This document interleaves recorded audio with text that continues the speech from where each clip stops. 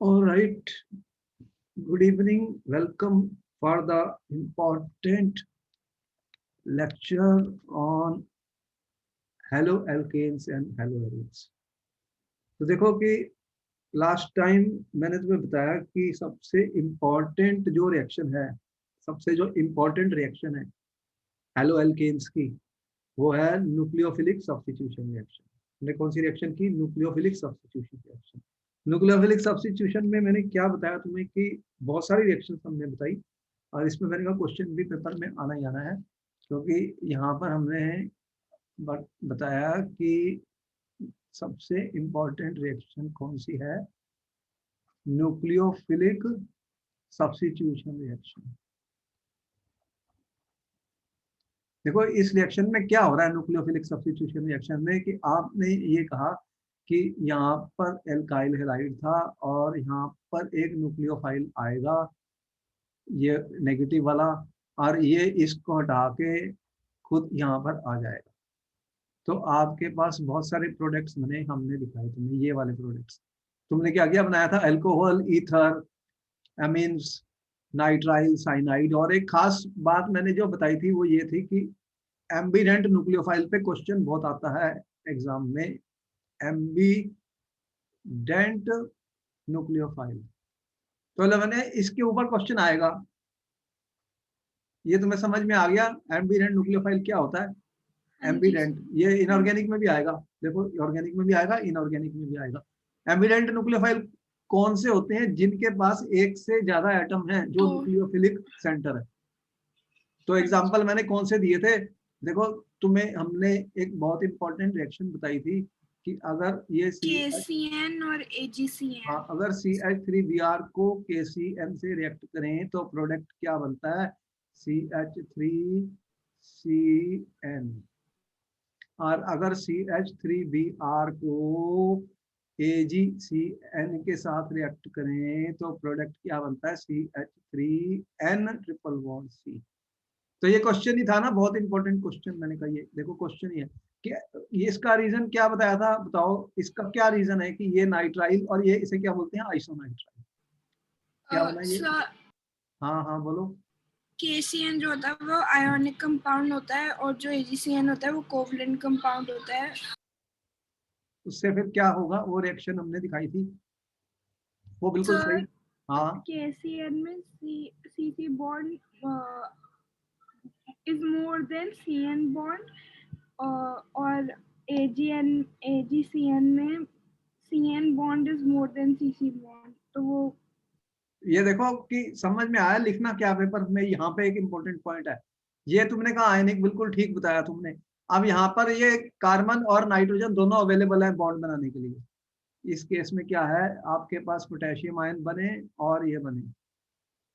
अब देखो यहाँ पर एक नेगेटिव चार्ज है और इलेक्ट्रॉन है, नाइट्रोजन के पास भी है। या तो नाइट्रोजन जुड़ेगी या कार्बन जुड़ेगी इस कार्बन से, लेकिन कार्बन कार्बन बॉन्ड बन जाता है क्योंकि carbon carbon bond more stable होता है। तो यहाँ पे क्या हुआ कि ये बहुत इंपॉर्टेंट पॉइंट है कि ये Br था, ये H था, ये H था, this is my H students. तो यहाँ पर जब ये Cn आया तो इसके ऊपर नेगेटिव है और इसके ऊपर इलेक्ट्रॉन पेयर है, दोनों जुड़ सकते थे, लेकिन कौन सा जुड़ा? जब ये बॉन्ड टूट गया, ये बाहर चले गया, तो यहाँ पे क्या हुआ? CH H और ये C ट्रिपल जुड़ गया बॉन्ड C के साथ। N जुड़ जाएगा। C क्यों जुड़ा? क्योंकि कार्बन कार्बन जो बॉन्ड है वो मोर stable than carbon nitrogen bond है। दोनों अवेलेबल हैं, दोनों में से प्रेफर्ड कौन सा है? Carbon. Carbon why? Because carbon carbon bond is more stable than carbon nitrogen bond.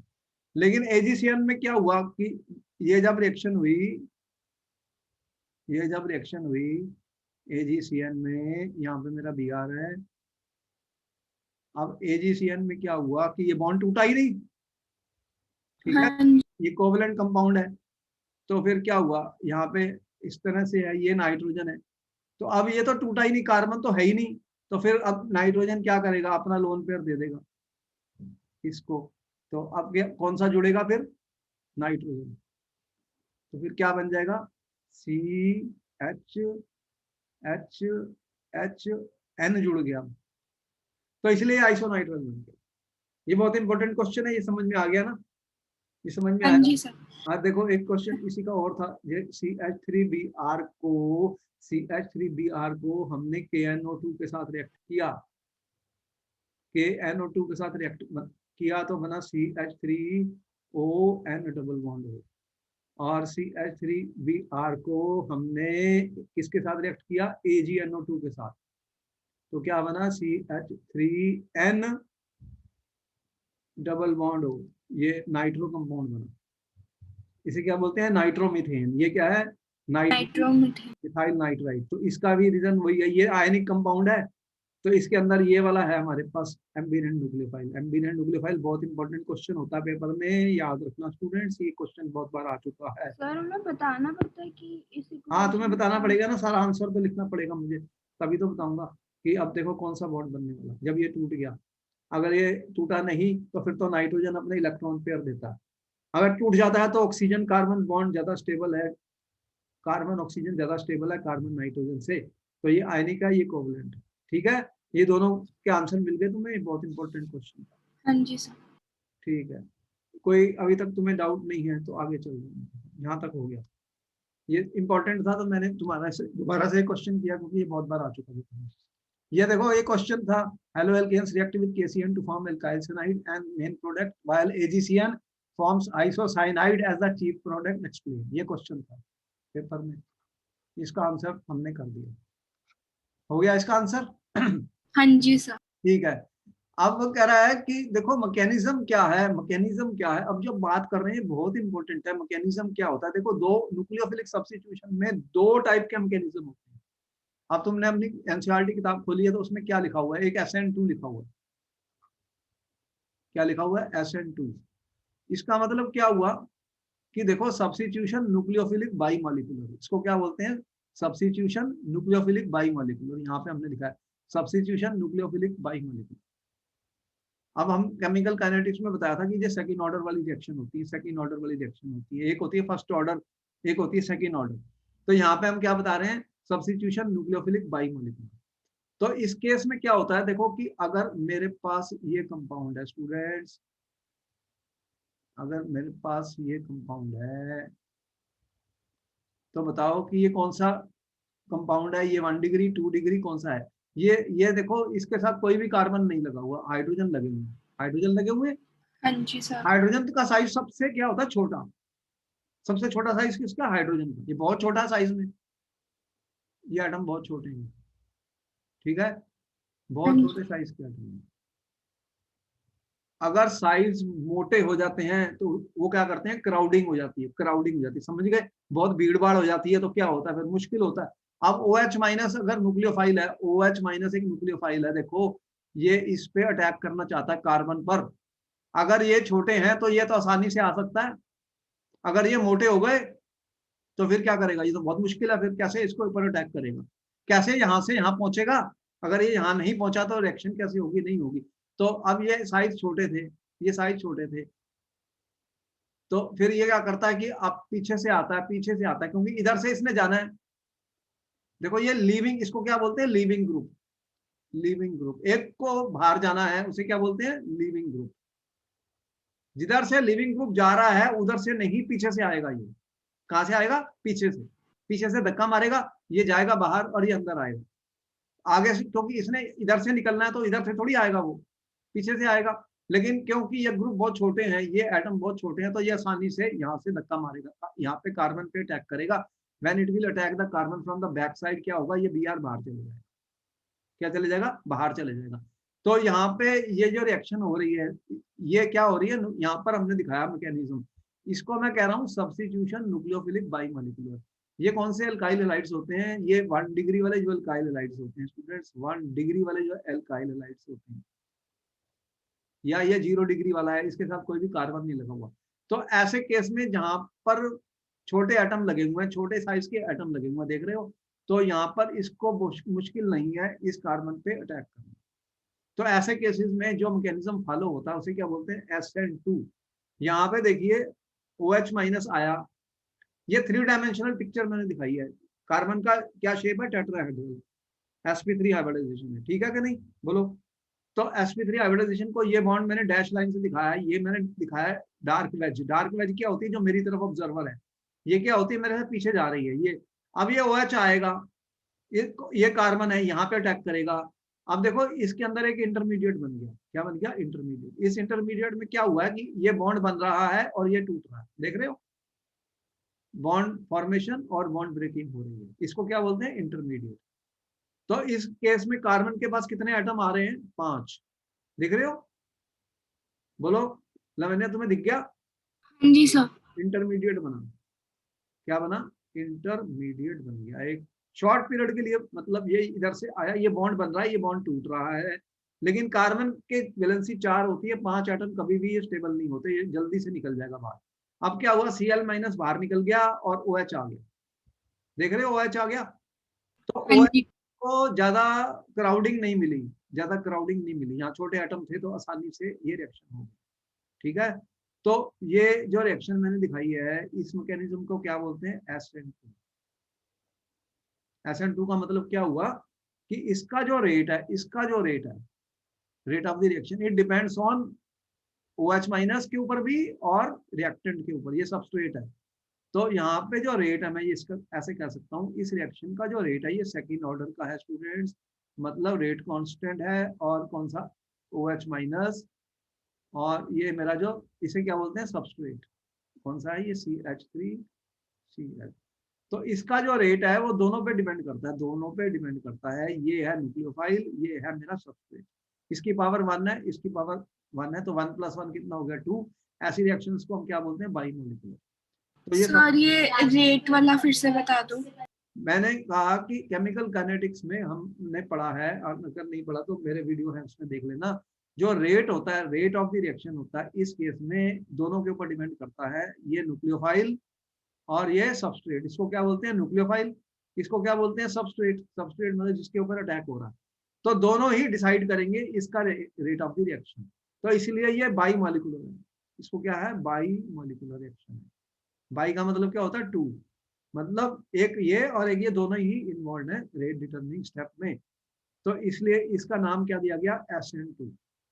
और SN2 कहाँ होने वाली है? जहां पर ये 1 डिग्री वाले एल्काइल हैलाइड, जैसे कि मैंने यहाँ दिखाया हाइड्रोजन।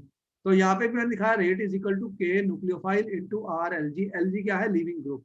देखो ये कार्बन है, ये वाला ग्रुप छोड़ने वाला है, इसे बोलते हैं लिविंग ग्रुप। लिविंग ग्रुप, ये अंदर आने वाला है, तो इस तरह से ये नया प्रोडक्ट बन गया, और ये छोड़ने वाला बाहर चले गया। तो इसका हमने रेट कहा कि सेकेंड ऑर्डर है, बाई मॉलिक्यूलर रिएक्शन है, इसीलिए इसे SN2 कहा जाता है। अब प्रॉब्लम क्या है? देखो कि अगर मैंने यहाँ पे बड़े बड़े ग्रुप लगा दिए, देखो अगर मैंने ये कर दिया, अब मैंने क्या कर दिया? इस कार्बन पर ये वाले ग्रुप लगा दिए, ये लगा दिए कार्बन के साथ, ठीक है, और यहाँ पे भी आ रहे हैं। अब बताओ कि जब इतने बड़े बड़े ग्रुप लग गए, ये कौन से ग्रुप है? Methyl group. ये कौन सा कार्बन है? ये वाला कार्बन कौन सा है? ये बोलो कौन से? 1 डिग्री, 2 डिग्री या 3 डिग्री? ये वाला कार्बन, 3 डिग्री। ये 3 डिग्री है। ये 3 डिग्री हमारा हेलो एल्केन है, 3 डिग्री। अब यहाँ पर OH माइनस कैसे आएगा बताओ? ये तो बहुत बड़े बड़े हैं। तो ये तो, इसे क्या बोलते हैं? Steric hindrance. क्या बोलते हैं? स्टेरिक। Steric hindrance. क्राउडिंग हो गई, बहुत ज्यादा भीड़ भाड़ है, उसके लिए बहुत मुश्किल है। ये बहुत मुश्किल है, इसको कैसे अटैक करेगा इस कार्बन, मतलब कैसे पहुंचेगा? बहुत मुश्किल है। तो ये वाला मैकेनिज्म तो चलेगा नहीं, ये अब चलेगा नहीं। फिर और क्या चलेगा? फिर अब इसके लिए कोई और चीज, और मेथड यूज करना पड़ेगा। वो क्या होता है कि ये लिविंग ग्रुप पहले ही छोड़ चले जाता है। अगर ये अपने आप ही बाहर चले जाए, कैसे, कोई ना कोई तरीका तो होगा, उसके बाद ये प्लस बन जाएगा कार्बोकेटायन, फिर ये आ सकता है। तो यहाँ पर हमने आपको बताया कि ये जो रेट होगा SN2 का क्या होगा? रेट का ऑर्डर क्या होगा? ये मैंने, methyl is greater than ethyl, ethyl is greater than this. तो ये ऑर्डर ऑफ रिएक्टिविटी है, ऑर्डर ऑफ SN2 रिएक्टिविटी बता रहा हूँ, ये ऑर्डर ऑफ SN2 रिएक्टिविटी है। एग्जाम में वो पूछेगा कि बताओ ऑर्डर ऑफ रिएक्टिविटी, SN2 वाली रिएक्शन का 0 डिग्री सबसे फास्ट होगा, ये उससे स्लो, और ये उससे स्लो, और टर्शरी वाला सबसे स्लो, क्योंकि यहाँ पर बड़े बड़े ग्रुप लग गए हैं। ठीक है, तो ये ऑर्डर है, इसको भी नोट कर लो, इसे बोलते हैं रिएक्टिविटी ऑर्डर। नोट कर लिया? हाँ जी सर। ये समझ में आ गया कि जब इतने बड़े बड़े ग्रुप लग जाएंगे तो इसकी अप्रोच यहाँ पे हो नहीं सकती। हाँ जी सर। अच्छा, तो SN2 तब होगी जब प्राइमरी अल्काइल हैलाइड्स होंगे। तो अब होता क्या है देखो कि जब ये न्यूक्लियोफाइल आता है कार्बन पर, लिविंग ग्रुप चले जाता है, तो यहाँ पे ये इंटरमीडिएट बना और ये रिएक्शन होगी। अब एक चीज और देखने वाली है, एक स्टीरियोकेमिस्ट्री होती है। स्टीरियोकेमिस्ट्री क्या होती है, ये भी हम अभी पढ़ने जा रहे हैं। स्टीरियोकेमिस्ट्री क्या होती है कि ग्रुप्स का जो अरेंजमेंट है, जो एटम्स का अरेंजमेंट है इन स्पेस है, उस पर कोई फर्क पड़ा रिएक्शन होने से? ये क्वेश्चन इंपॉर्टेंट है। यहाँ पे क्या हुआ कि न्यूक्लियोफाइल पीछे से आया, किसमें? SN2 में। SN2 में क्या होता है कि न्यूक्लियोफाइल पीछे से अटैक करता है और लिविंग ग्रुप लीव कर गया। तो आपने देखा कि लिविंग ग्रुप तो इधर था राइट पर, और न्यूक्लियोफाइल कहाँ पर आया? पीछे से। तो ऐसी केसेस में क्या होता है, इसे बोलते हैं इन्वर्शन ऑफ कॉन्फिगरेशन। इसको क्या बोलते हैं? Inversion of configuration. अभी हम बताएंगे कुछ ऑप्टिकल एक्टिव कंपाउंड जब होंगे तो क्या होगा। ये नोट हो गया कि ये कॉन्फ़िगरेशन इन्वर्ट हो गई है, मतलब ये पीछे से आया था और लिविंग ग्रुप आगे से निकल गया। ये दिख रहा है तुम्हें? उल्टा हो गया, इन्वर्शन हो गई है यहाँ पर। और जो कंपाउंड ऑप्टिकली एक्टिव होते हैं, अभी हम बताएंगे कौन से ऑप्टिकली एक्टिव होते हैं, उनके अंदर एक डी होता है, एक एल होता है। क्या होता है? डी डेक्स्ट्रो और एक लिवो। सुना तुमने ऑप्टिकल एक्टिव कंपाउंड्स के बारे में? ऑप्टिकल एक्टिव कंपाउंड्स के बारे में सुना है, डेक्स्ट्रो एंड लिवो? हाँ जी सर। तो डेक्स्ट्रो अगर होता तो ये लिवो बन जाता जो प्रोडक्ट, क्योंकि वो इन्वर्ट हो गया। क्या हुआ? इन्वर्ट हो गया, कॉन्फ़िगरेशन उल्टी हो गई है, क्योंकि पीछे से न्यूक्लियोफाइल आया था और ये जो गया था, ये इधर से गया है और इसके पीछे से न्यूक्लियोफाइल आया। तो ऐसी जो रिएक्शंस होती हैं, ये इनकी जो रिएक्टिविटी होती है, तो सॉल्वेंट्स जो होते हैं SN2 रिएक्शन में, वो हमें चाहिए होते हैं कि कौन से सॉल्वेंट हम यूज करेंगे स्टूडेंट्स। तो पोलर एप्रोटिक सॉल्वेंट्स जो होते हैं, एप्रोटिक सॉल्वेंट्स होते हैं, एक प्रोटिक सॉल्वेंट्स होते हैं, एक एप्रोटिक होते हैं। तो प्रोटिक वो होते हैं जिनके पास प्रोटॉन्स होते हैं, प्रोटिक वो होते हैं जिनके पास प्रोटॉन्स नहीं होते। तो ऐसी रिएक्टिविटी को इंक्रीज करने के लिए हम सॉल्वेंट का यूज कर सकते हैं। तो अगर देखो, लिविंग ग्रुप अच्छा होना चाहिए। लिविंग ग्रुप जो है, अगर या न्यूक्लियोफाइल ने अटैक किया तो इसको हटा दिया उसने, तो most common system with poor leaving group 1 और 2 डिग्री एंड स्ट्रॉन्गर न्यूक्लियोफाइल। तो इंटरेस्टिंग बात ये है कि ये अगर स्ट्रॉन्ग है, ठीक है, तो ये लिविंग ग्रुप को हटा देगा। ये क्या करेगा? इसको हटा देगा। तो ये इसको धक्का मारेगा, ये बाहर चले जाएगा। तो ये 1 और 2 डिग्री सबस्ट्रेट्स के लिए कामयाब होता है, ज्यादातर कामयाब होता है। तो प्राइमरी एग्जांपल जो हमने बताए थे, typical example is the reaction of Ni with primary alkyl और टॉसिलेट। तो प्राइमरी अल्काइल हैलाइड्स के साथ ये रिएक्शन होती है ज्यादा स्टूडेंट्स, तो इसे बोलते हैं SN2। अब हमने ये कहा कि अगर हमारे पास बहुत क्राउडेड मतलब अल्काइल हैलाइड है, जैसे मेरे पास 3 डिग्री अल्काइल है, तो अब ये तो SN2 रिएक्शन करेगा नहीं, ठीक है। SN2 रिएक्शन ये नहीं करेगा, क्योंकि आप देख रहे हैं कि इसमें पीछे से कैसे आएगा, बड़े बड़े ग्रुप लग गए। तो इसके लिए वो क्या होता है? SN1 रिएक्शन होती है। इसे क्या बोलते हैं? Substitution nucleophilic unimolecular. यहाँ पे लिखा है हमने सब्स्टिट्यूशन न्यूक्लियोफिलिक यूनिमॉलिक्यूलर, इसे बोलते हैं SN1 रिएक्शन। तो SN1 में क्या होता है? देखो मेरे पास ये ग्रुप था CH3 3 टाइम्स CBr। अब इसके साथ OH ने रिएक्ट करना है, ये एक न्यूक्लियोफाइल है और यहाँ पे दिखा रहे हैं ये प्रोडक्ट बन रहा है, लेकिन ये SN2 तो हो नहीं सकता, क्योंकि यहाँ पे बहुत बड़े बड़े ग्रुप हैं। तो ये एक SN1 मैकेनिज्म फॉलो करता है। उसमें क्या होता है कि ये पहले ही टूट जाता है। मतलब क्या हुआ कि ये जो ग्रुप था, लिविंग ग्रुप पहले ही छोड़ के चले गया कंपाउंड को। स्टूडेंट्स क्या हुआ कि ये यहाँ से चले गया लिविंग ग्रुप। अगर ये बाहर चले जाएगा तो क्या होगा?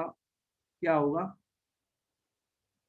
यहाँ पर अगर Br इलेक्ट्रॉन लेके चले गया तो ये क्या बन जाएगा? एक कार्बोकेटायन बन जाएगा। क्या बन गया? CH3CH3। तो ये बन गया कार्बोकेटायन, ये बाहर पहले ही आ गया। अब देखो, लिविंग ग्रुप तो छोड़ के चले गया, अब तो बहुत आसान है इसको ये इसके अंदर आना, क्योंकि इसकी शेप क्या है? ये प्लेनर मॉलिक्यूल होता है, ये प्लेनर मॉलिक्यूल होता है, ये प्लेनर मॉलिक्यूल होता है, ये sp2 हाइब्रिडाइज होता है, वो sp3 हाइब्रिडाइज था। अब इसके ऊपर अटैक करना बहुत आसान है, क्योंकि ये बहुत स्टेप 2 होगा, ये स्टेप 1 था, ये स्लो है, ये स्लो स्टेप है, क्योंकि तो इसमें कार्बोकेटाइन बन गया। और सेकेंड स्टेप में क्या होगा कि ये कार्बोकेटाइन के ऊपर अटैक होगा। तो ये जो बन गया, ये फ्लैट फ्लैट देख रहे हो 120 डिग्री का एंगल है, ये प्लेनर मॉलिक्यूल है। अब इसके ऊपर OH माइनस आ सकता है। कहाँ से आ सकता है? एक ऊपर से भी आ सकता है और नीचे से भी आ सकता है।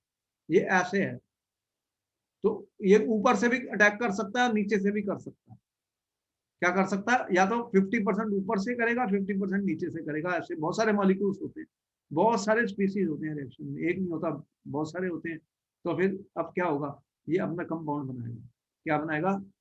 एक 50% OH ऊपर से आ जाएंगे, 50% नीचे से आ जाएंगे, और आपका ये प्रोडक्ट बन गया। तो ये जो रिएक्शन हुई है इसे क्या बोलते हैं? SN1। क्यों? इसका जो मैकेनिज्म है, इसका ये स्लो स्टेप होता है rate determining step. Rate determining step इसके ऊपर डिपेंड करता है, न्यूक्लियोफाइल के ऊपर डिपेंड नहीं करता, क्योंकि ये रिएक्शन बहुत फास्ट होती है। जब कार्बोकेटाइन बनता है वही ही इसका रेट डिटरमिनिंग स्टेप होता है। तो इसका जो रेट होता है वो सिर्फ सबस्ट्रेट के ऊपर डिपेंड करता है। रेट पर इसे इसलिए बोला जाता है SN1 reaction, substitution nucleophilic unimolecular reaction कहा जाता है। समझ में आ गई स्टोरी? कि जो 3 डिग्री वाले होंगे वो कौन सा मैकेनिज्म फॉलो करेंगे? SN1। SN1। तो इसका अगर रेट पूछेगा एग्जाम में तो हमें पता है कि सबसे फास्ट 3 डिग्री, फिर 2 डिग्री, फिर 1 डिग्री। कौन सा? SN1। और SN2 में उल्टा, SN2 में उल्टा।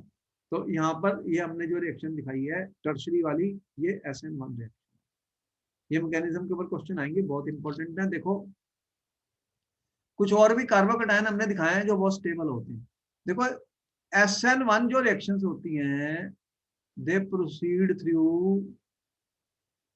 Formation of carbocation. ठीक है? SN1 रिएक्शन कहां पर होंगी? जहां कार्बोकेटाइन स्टेबल होता है। तो अगर ये स्टेबल होगा तो रिएक्शन कौन सा पाथ फॉलो करेगी? SN1। अब कौन कौन से कार्बोकेटाइन स्टेबल हमने आपको बताए थे? देखो जब मैंने ये चैप्टर पढ़ाया था जनरल ऑर्गेनिक का, उसमें बताए थे स्टेबिलिटी ऑफ कार्बोकेटाइन, बताई थी आपको। बोलो। तो अगर स्टेबल कार्बोकेटाइन बनने वाला है तो वो कौन सी रिएक्शन फॉलो कर लेगा, कौन सा पाथ ले लेगा? SN1। अगर कार्बोकेटाइन स्टेबल हो जाएगा। बोलो, हमने स्टेबिलिटी बताई थी आपको कार्बोकेटाइन्स की। ये हाँ वाला जी। बताया था, देखो बेंजाइल कार्बोकेटाइन है, ये भी स्टेबल होता है। देख रहे हो क्यों स्टेबल होता है? देखो अगर आपके पास है बेंजाइल क्लोराइड, देख रहे हो बेंजाइल क्लोराइड का फॉर्मूला क्या है? ये कौन सा है? Benzyl chloride. अब ये सब्स्टिट्यूशन रिएक्शन करना चाहता है, तो यहां पर क्या है देखो कि ये इसके लिए फेवरेबल कौन सी है? बताओ कौन सा मैकेनिज्म इसके लिए फेवरेबल है? ये बेंजाइल कार्बोकेटाइन है। ये अगर मैंने ये ग्रुप छोड़ के चले जाए तो क्या बन जाएगा? ये कार्बो कौन सा कार्बोकेटाइन बनेगा? इसको क्या बोलते हैं? CH2+। इसका क्या नाम है? Benzyl carbocation. तो बेंजाइल कार्बोकेटाइन तो स्टेबल होता है।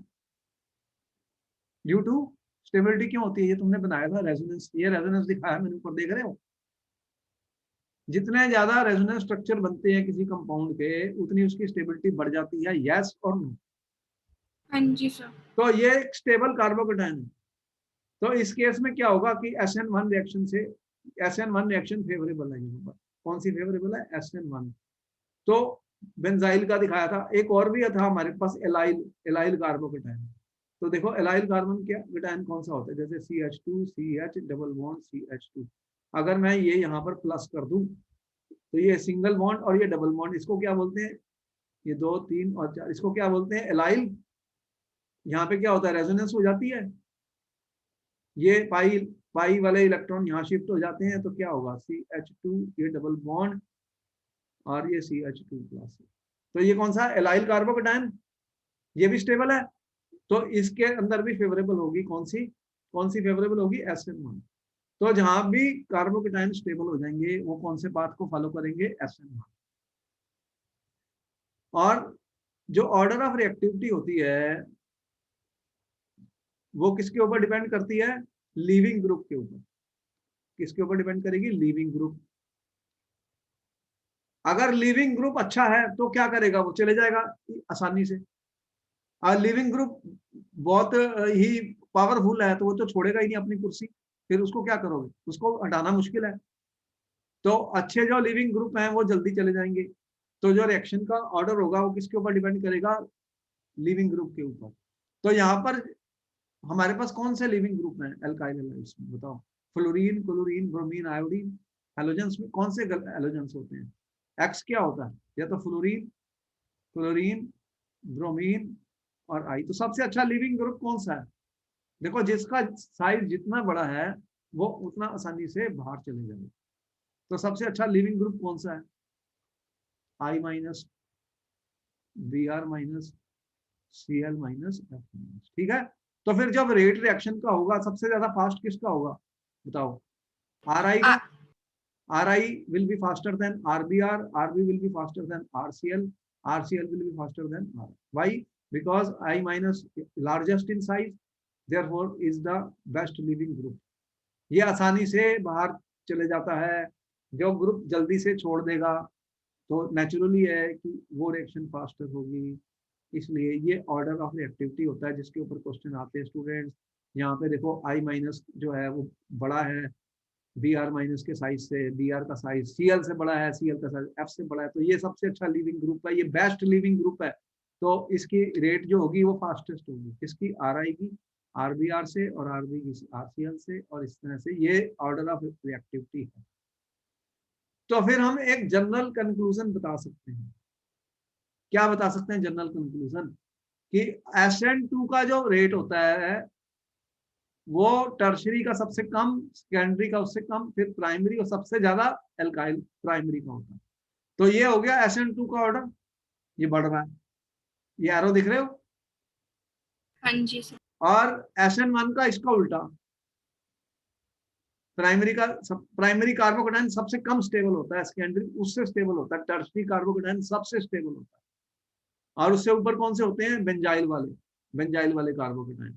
तो इस तरह से ये ऑर्डर है हमारा स्टेबिलिटी का। यहाँ पे भी हमने ये शो किया, ये टर्शरी वाला है, ये एलाइल और टर्शरी का ऑलमोस्ट इक्वल है, ये सेकेंडरी है, ये प्राइमरी है, ये जीरो है। और यहाँ पे देख रहे हो ये बेंजाइल वाला तो बहुत ही स्टेबल होता है, और टर्शरी और बेंजाइल के ऑलमोस्ट इक्वल रेट होते हैं। ये तुमने नोट कर लिया तो मैं आगे चलता हूँ, पहले इसको समझ लो, कोई डाउट है तो पूछ लो। दो मैकेनिज्म बता रहा हूं मैं तुम्हें, कौन से, SN2 और SN1। इसमें क्वेश्चन आना पेपर में, ये कौन सी रिएक्शन कर रहा हूँ, न्यूक्लियोफिलिक सब्स्टिट्यूशन में। इस पे क्वेश्चन आना ही आना पेपर में, इसको नोट कर लो। हो गया सर। ठीक है। अब देखो कि यहाँ पर ये दो कंपाउंड हैं, इसको मैं NaOH के साथ रिएक्ट कर रहा हूँ, NaOH को मतलब न्यूक्लियोफिलिक सब्स्टिट्यूशन कर रहा हूँ, ये इसका रेट फास्टर है इससे, क्योंकि ये बेटर लिविंग ग्रुप है।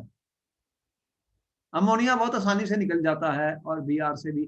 तो जो बेटर लिविंग ग्रुप होगा, मैंने ये कहा जो बेटर लिविंग ग्रुप होगा वो रिएक्शन वो क्या होगी, फास्टर होगी। कोई भी ले लो, चाहे SN1 चाहे SN2 में जो बेटर लिविंग ग्रुप है स्टूडेंट्स, तो वो फास्टर होगा। और सॉल्वेंट क्या होता है कि जब रिएक्शन आयनिक होती है तो पोलर सॉल्वेंट हेल्प कर देते हैं। रिएक्शन में आयन बनते हैं, आयन किस में बने हैं, SN1 में बने, SN2 में थोड़ी बने। SN1 में क्या हुआ, प्लस कटायन बन गया और साथ में लिविंग ग्रुप बन गया, तो इनको स्टेबल कर लेते हैं कौन से, पोलर सॉल्वेंट्स। जो सॉल्वेंट पोलर होते हैं वो क्या करते हैं, सॉल्वेट कर देते हैं जो आयंस बनते हैं, इसलिए उनकी स्टेबिलिटी बढ़ जाती है। लेकिन SN1 में न्यूक्लियोफाइल की स्ट्रेंथ से फर्क नहीं पड़ता, क्योंकि लिविंग ग्रुप पहले ही छोड़ के चले जाता है। तो ये भी इंपॉर्टेंट पॉइंट्स हैं जो मैंने लिखे हैं कि सॉल्वेंट का क्या इफेक्ट होगा SN1 पर। SN1 के लिए जो सॉल्वेंट है वो कौन सा फेवरेबल है आपके सामने, जो जिसकी पोलैरिटी ज्यादा होगी वो सॉल्वेट कर देगा। तो ये पोलर सॉल्वेंट्स जो होते हैं, पोलर जो सॉल्वेंट्स हैं वो अच्छा काम करेंगे, क्योंकि इसमें आयंस प्रोड्यूस होते हैं। ये आयनिक मैकेनिज्म है, इसमें आयंस बने हैं, कार्बोकेटायन बना है। कार्बोकेटायन में कार्बन के पास क्या है, प्लस चार्ज है, इसके पास प्लस चार्ज है, तो इसको सॉल्वेंट सराउंड कर लेगा तो स्टेबल कर देगा, और जो दूसरा आयन बना है उसको भी स्टेबल कर देगा। तो इस तरह से जो सॉल्वेंट होते हैं वो भी काम करते हैं हमें जो इम्पोर्टेंट है। देखो यहाँ पर ये रिएक्शन हो रही है, यहाँ पे वाटर सॉल्वेंट यूज हुआ है और यहाँ पर CH3OH यूज हुआ है। तो ये प्रोटिक पोलर सॉल्वेंट है, इसका रेट बहुत ज्यादा है, 1,50,000 है इससे। वाटर मैंने यूज किया सॉल्वेंट तो रेट बहुत हाई है, और अल्कोहल से बहुत कम हो गया, क्योंकि जो वाटर की सॉल्वेटिंग पावर बहुत हाई है, वाटर की सॉल्वेटिंग पावर बहुत हाई है, इसका रेट बहुत ज्यादा करती है। और SN1 में क्या होगा कि न्यूक्लियोफाइल की स्ट्रेंथ से कोई फर्क नहीं पड़ेगा। The strength of nucleophile does not affect the SN1 reaction. Why? Because carbocation has been formed which is the rate determining step. Rate determining step कौन सा होता है, जो स्लोएस्ट होता है, वो कौन सा है, फॉर्मेशन ऑफ कार्बोकेटायन। अब एक बार कार्बोकेटायन बन गया तो कोई भी न्यूक्लियोफाइल आए, चाहे स्ट्रॉन्ग चाहे वीक, उसे कोई प्रॉब्लम नहीं है। लेकिन SN2 में क्या होता है कि न्यूक्लियोफाइल आएगा तो दूसरा बाहर जाएगा, तो वो कितना स्ट्रॉन्ग है कि उसको निकाल सकता है, इसलिए वहां पे ये डिपेंड करता है। SN2 में, SN1 में डिपेंड नहीं करता।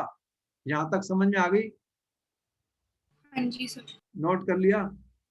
अच्छा, अब ये कह रहा है, देखो अब ये क्वेश्चन क्या आया था, जैसे ये क्वेश्चन आ गया था, in the following pairs of halogen compound which will undergo SN2 faster.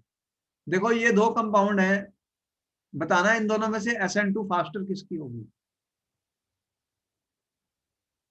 एक ही कंपाउंड मैंने ये दिया, एक कंपाउंड मैंने ये दिया, अब इन दोनों में से कौन सा फास्टर होगा? सेकंड वाला। क्यों? ये एक कंपाउंड ये है, ये कार्बन, एक कंपाउंड ये है, और एक कंपाउंड ये है, दोनों में से कौन सा SN2 पे फास्टर होगा, वो ये पूछ रहा है।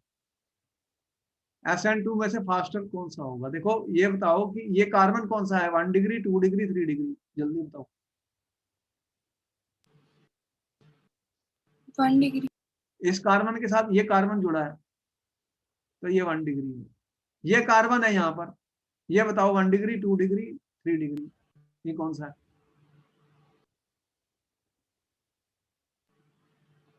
3। 3 कैसे है? ये कार्बन के साथ कितने कार्बन जुड़े हैं? एक या दो। एक कहाँ पर है इसके साथ? ये क्या है, ये भी तो कार्बन है। ये क्या है, इसके साथ कितने कार्बन जुड़े हैं? 2। तो ये कौन सा है? 2 डिग्री। तो बताओ SN2 में किसका रेट ज्यादा होता है, 1 डिग्री का या 2 डिग्री का? 1 मिनट। हाँ, अभी नोट किया था तुमने। 2 डिग्री का ज्यादा होता है। कहाँ 2 डिग्री का ज्यादा होता है SN2 में? SN2 की बात कर रहा हूँ मैं, SN1 की बात नहीं कर रहा हूँ। 1 डिग्री का ज्यादा होता है। तो फिर 1 डिग्री ये है, इसका ये फास्टर होगा।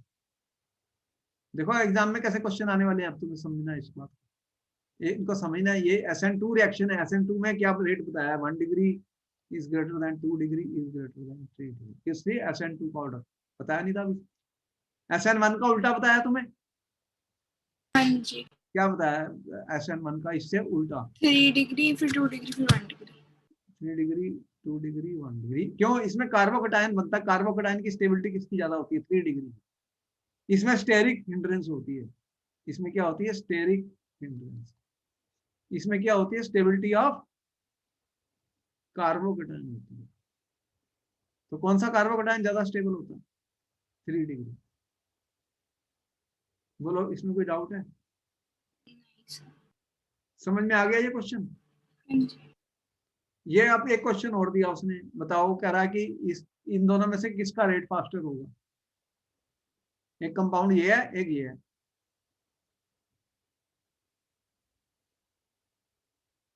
इन दोनों में से किसका रेट फास्टर होगा? ये फास्ट रिएक्ट करेगा, ये फास्ट रिएक्ट करेगा? आई वाला। हाँ, ये एक आई वाला एक सी वाला, इन दोनों में से कौन सा फास्ट करेगा? आई वाला। आई वाला। रीजन बताओ, एग्जाम में रीजन लिखना है।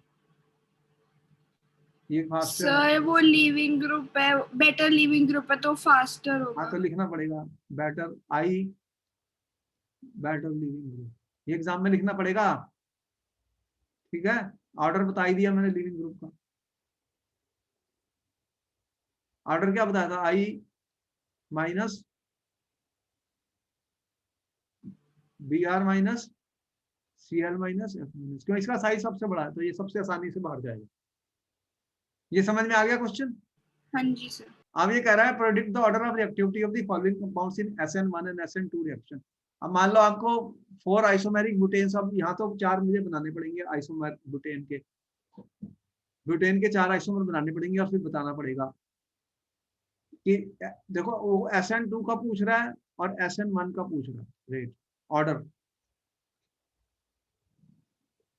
तो ब्रोमोब्यूटेन्स 4 कौन से बनेंगे? वो 1 डिग्री 2 डिग्री 3 डिग्री ऐसे हम बनाएंगे, तो देखेंगे किसका ज्यादा होगा। 4 आइसोमेरिक बुटेन्स अगर मैं बनाऊंगा तो कौन कौन से बनेंगे? CH3 CH2 CH2 CH2 Br एक तो बना, दूसरा कौन सा बना? CH3 CH2 CHBr बना, CH3 और कौन सा बना? CH3 CH3 CH2Br बना, और कौन सा बना? CH3 CH3Br। ये 4 बन गए आइसोमर ब्रोमोब्यूटेन के। बोलो 1 2 3 4। हाँ जी। अब इनका SN1 या SN2 में ऑर्डर बताने हैं, तो वो कहता है अरेंज करो अरेंज करो। तो SN2 में सबसे ज्यादा फास्टर कौन सा है बताओ जल्दी? तो 4 कंपाउंड है, कौन से? 1, इसको 1 लिखता हूँ, चलो ये 1 है मेरा, ये मेरा 1 कर देते हैं इसको।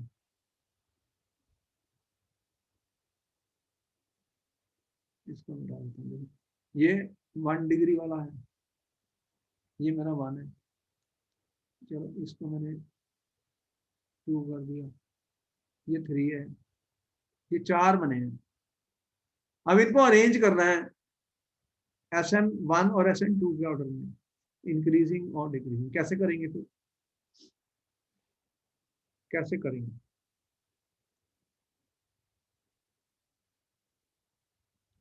तो SN2 का क्या मैंने बताया रूल आपको ऑर्डर का? सबसे ज्यादा 1 डिग्री का होता है। SN2 का सबसे फास्ट किसका होता है? 1 डिग्री का। 1 डिग्री कौन सा है जिसमें सबसे कम क्राउडिंग है? देखो 1 नंबर में सबसे कम है। हाँ जी। अगर SN2 का लिखना है तो 1 नंबर जो है ये वाला सबसे फास्ट है। उसके बाद में क्या हुआ है कि ये भी 1 डिग्री है, लेकिन यहाँ पे ये बड़ा ग्रुप आ गया है। और उसके बाद क्या हुआ, यहाँ पे देखो ये 2 डिग्री बन गया है, इसके दोनों तरफ बड़े बड़े ग्रुप हैं। और ये तो 3 डिग्री वाला, ये सबसे, ये वाला कौन सा है? 3। और सबसे कम रेट किसका? SN2 के लिए ये। और SN1 में क्या होगा? उल्टा हो जाएगा, 4 less than 3 less than 2 less than. समझ में आ गया? जो स्टेबिलिटी ऑफ कार्बोकेटाइन पे डिपेंड करता है, और ये क्राउडिंग स्टेरिक फैक्टर पे डिपेंड करता है। SN2 किस पे डिपेंड करता है? यहाँ पे कौन से फैक्टर लगे हैं? स्टेरिक। इसे क्या बोलते हैं? Steric crowding, steric inhibition. और यहाँ पे क्या है? स्टेबिलिटी ऑफ, क्या होती है? Stability of carbocation. कार्बोकेटाइन। इस तरह से क्वेश्चन आते पेपर में, SN2 और SN1 पे आएंगे। बहुत ही दिमाग लगा के सोच के इनके आंसर करने हैं, जल्दबाजी में आंसर नहीं करने। कोई भी है उसका आंसर कैसे करना है इनको सोचना है, सोच के ही करने हैं स्टूडेंट्स, ऐसे आंसर नहीं लिखना। ये तुमने सारे नोट कर लिए? नोट कर लिए तो कर लो, ये इंपॉर्टेंट क्वेश्चन है, सारे मैंने बताए कैसे करना है। तो वो ऑर्डर पूछेगा पेपर में SN2 का और SN1, कौन SN2 फास्टर है, किसका SN1 है। आपको 2 कंपाउंड दे दिए और उसके बेस पे ये क्वेश्चन पूछेगा। नोट कर लिया तुमने? हाँ जी सर। अच्छा, अब देखो ये सारे इंपोर्टेंट क्वेश्चन है। कोई भी डाउट है तो पूछ लेना, कोई बात नहीं।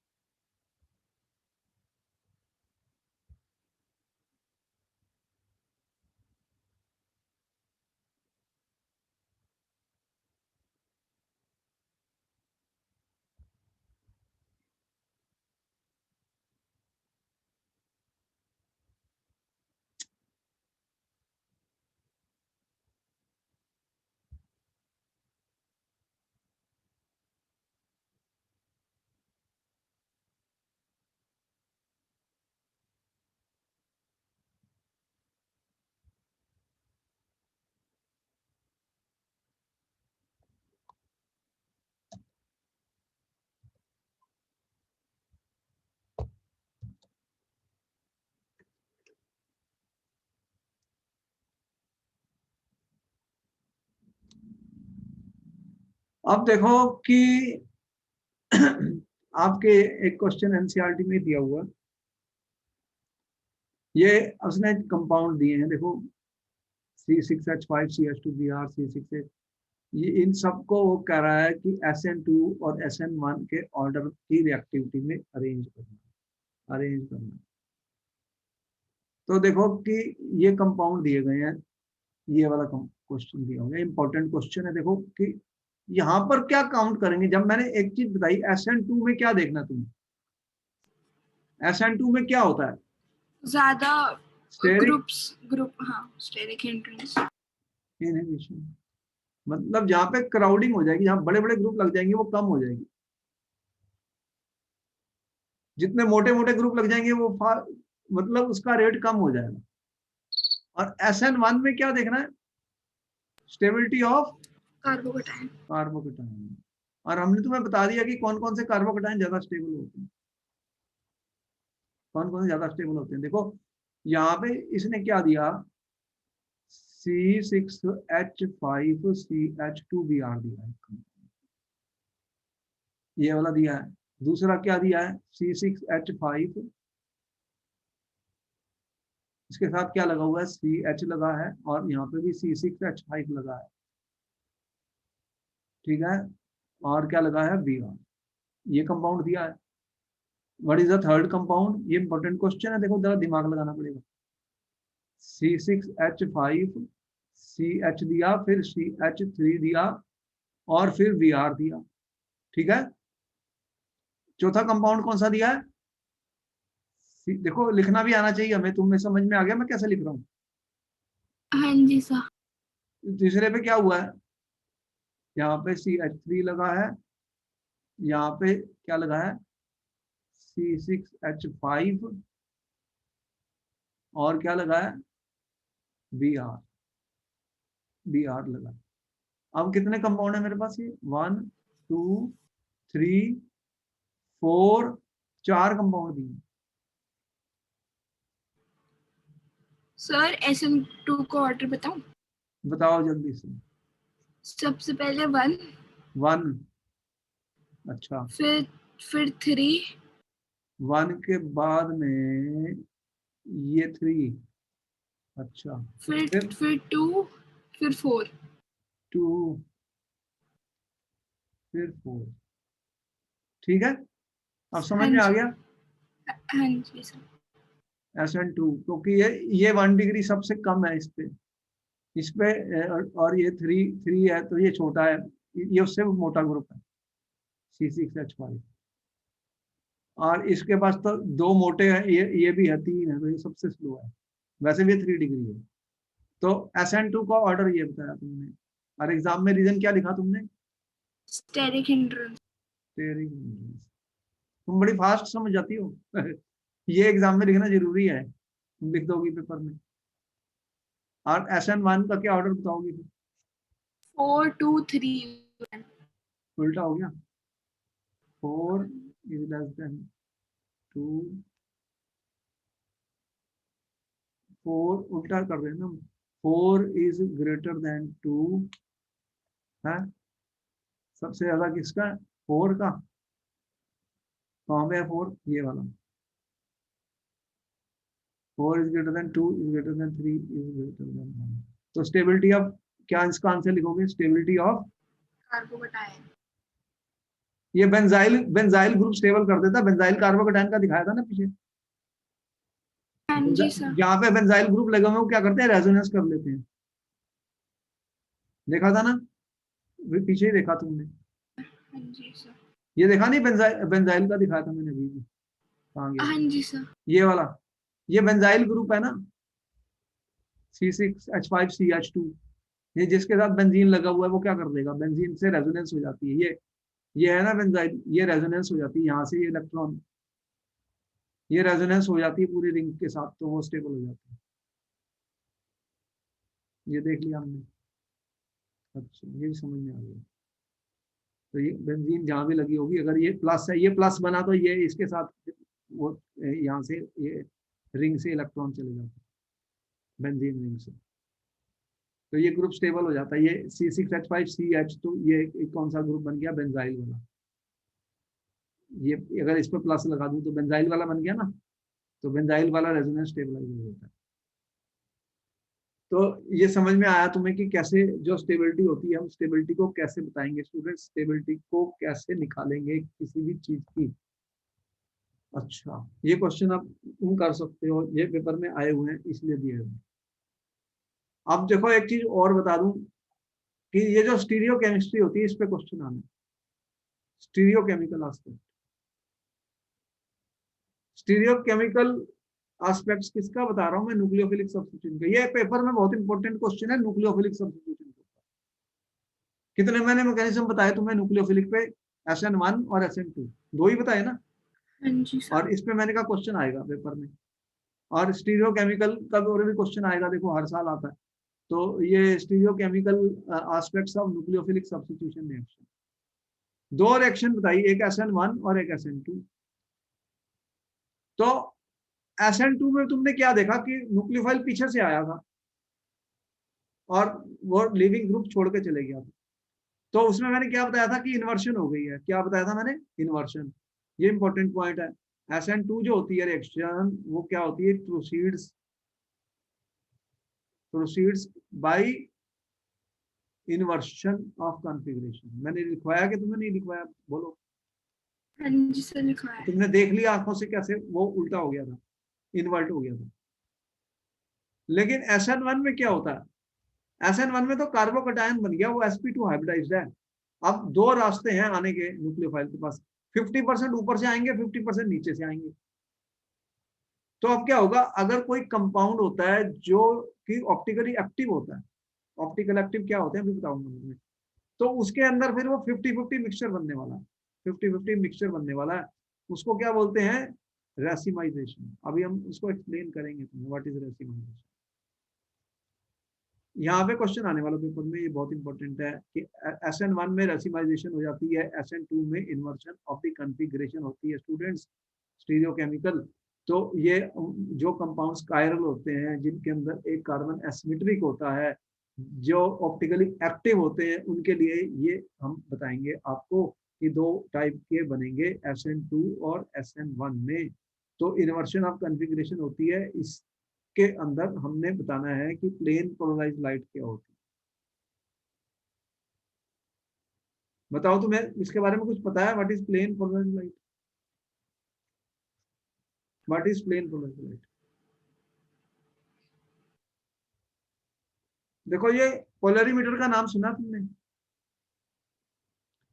पोलरीमीटर जी सर। क्या होता है? पोलरीमीटर एक इंस्ट्रूमेंट होता है, उसके अंदर ये जब कंपाउंड का सोल्यूशन डाल देते हैं तो वो या तो उन्हें प्लेन, उसके अंदर प्लेन पोलराइज्ड लाइट सॉल्यूशन के अंदर पास की जाती है स्टूडेंट, तो या तो वो कंपाउंड को क्लॉकवाइज रोटेट कर देता है या फिर प्लेन पोलराइज्ड लाइट को एंटी क्लॉकवाइज की तरफ रोटेट कर देता है।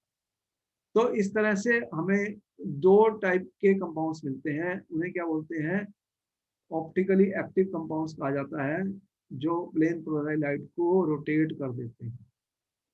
क्या किसको रोटेट कर देते हैं? प्लेन पोलराइज्ड लाइट को रोटेट। जो राइट हैंड साइड पे रोटेट कर देते हैं उन्हें डेक्स्ट्रो कहा जाता है, और जो लेफ्ट हैंड साइड पे करते हैं उन्हें लीवो कहा जाता है। तो वेंट हॉफ एक साइंटिस्ट था, उसने ये बताया था कि ये जो दो तरफ दो कंपाउंड्स दिख रहे हैं हमें, जो प्लेन पोलराइज्ड लाइट को राइट को कर रहा है, एक लेफ्ट को कर रहा है, वो उनका जो अरेंजमेंट होता एटम्स का होता है टेट्राहेड्रल के अराउंड, वो सिर्फ डिफरेंट होता है। क्या कहता है कि जो कार्बन के साथ 4 ग्रुप लगे हुए थे, उनका अरेंजमेंट टेट्राहेड्रली डिफरेंट होता है, और ऐसे कार्बन जो कि लाइट प्लेन पोलराइज्ड लाइट को रोटेट करते हैं उन्हें एसिमेट्रिक कार्बन कहा जाता है। क्या कहा जाता है? Asymmetric carbon. यहाँ पे हमने बताया, देखो यहाँ पे हम देख रहे हैं कि ये आप देख रहे हैं एसिमेट्रिक कार्बन। तो ऐसे कार्बन जिनके साथ 4 डिफरेंट ग्रुप लग जाते हैं उन्हें एसिमेट्रिक कार्बन कहा जाता है। उसे स्टीरियो सेंटर होते हैं, उनमें सिमेट्री नहीं होती स्टूडेंट्स। उनकी जो मिरर इमेज होती है वो नॉन सुपर इम्पोसिबल होती है, और वो ऑप्टिकली एक्टिव कंपाउंड होते हैं। वो क्या होते हैं? Optically active. तो ऑप्टिकली एक्टिव कंपाउंड कौन से होते हैं? क्या बताया मैंने? जो रोटेट कर दे प्लेन पोलराइज्ड लाइट को। प्लेन पोलराइज्ड लाइट को रोटेट कर देते हैं। अब उनमें एक क्या होता है, एक डेक्स्ट्रो होता है, दूसरा लीवो होता है। एक को स्मॉल डी लिखेंगे, एक को एल लिखेंगे। तो इनके बारे में हम फिर और स्टडी करेंगे नेक्स्ट क्लास में। तो हम आपको दिखाएंगे कि कौन कौन से एसिमेट्रिक कार्बन वाले कंपाउंड्स हैं, उनके ऊपर भी क्वेश्चन आने वाला है, इंपॉर्टेंट क्वेश्चन है। तो इसको हम कल आपको नेक्स्ट क्लास में फिर बताएंगे। अभी कोई डाउट है बोलो? नहीं सर। ये सारा समझ में आ गया? ये बहुत इंपॉर्टेंट क्वेश्चन है SN2 और SN1 पे। They are very important question for you, and there will be a question in the paper on SN1 SN2 mechanism, and order of the reactivity is very important. There will be questions on that.